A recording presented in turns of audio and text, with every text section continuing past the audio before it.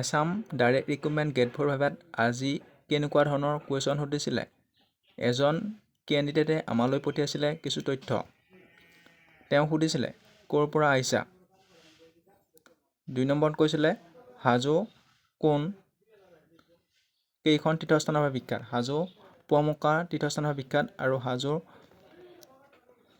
নিৰ্মাণ কৰিছিলে ৰঘুদেৱ নাৰায়ণে। এই কুৱেশ্যনটো জানিব লাগিব। পুৱামক্কা কাৰ স্মৃতিত বনাইছিল?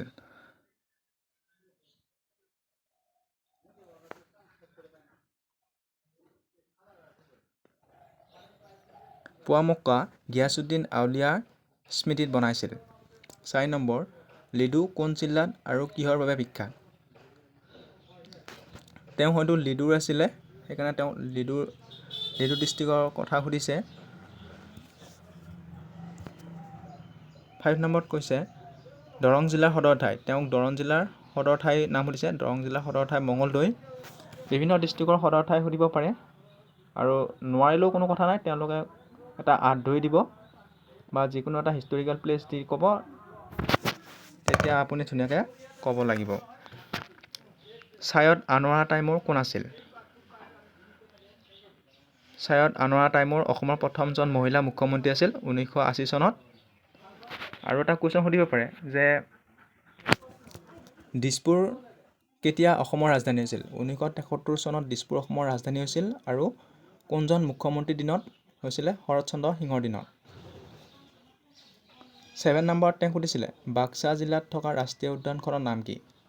বাক্সা জিলাত থকা ৰাষ্ট্ৰীয় উদ্যানখনৰ নাম মানাহ ৰাষ্ট্ৰীয় উদ্যান। হয়তো ইয়াৰ মাটিকালিও সুধিব পাৰে। 500 বৰ্গ কিলোমিটাৰ। মানাহ ৰাষ্ট্ৰীয় উদ্যান কেতিয়া ব্যাঘ্ৰ প্ৰকল্প অন্তৰ্ভুক্ত কৰা হৈছিল? 1973 চনত।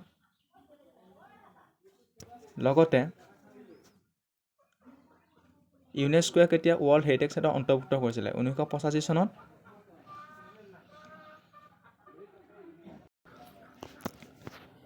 বাক্সা ৰাষ্ট্ৰীয় উদ্যানখন 1990 চনত ৰাষ্ট্ৰীয়কৰণ কৰা হৈছিল।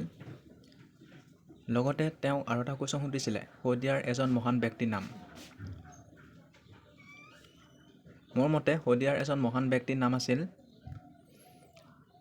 চুতীয়া সাম্ৰাজ্যৰ ৰজা বীৰপাল। তেওঁ 1189 চনত তেওঁ সাম্ৰাজ্য বিস্তাৰ কৰিছিল শদিয়াত। আৰু আহোম ৰজাই প্ৰথম শদিয়াত প্ৰৱেশ কৰিছিল। এইখিনি কুৱেশ্যন তেওঁ সুধিছিলে বন্ধুসকল। লগতে এইটো জানক অসম বৈভৱ বঁটা কোনে পাইছিলে? 2023 বৰ্ষত ডাক্তৰ তপন শইকীয়া। আৰু আছাম কেবিনেট মিনিষ্টাৰসকলৰ বিষয়ে প্ৰায় সুধিছেই, তেওঁলোকৰ বিষয়েও জানক।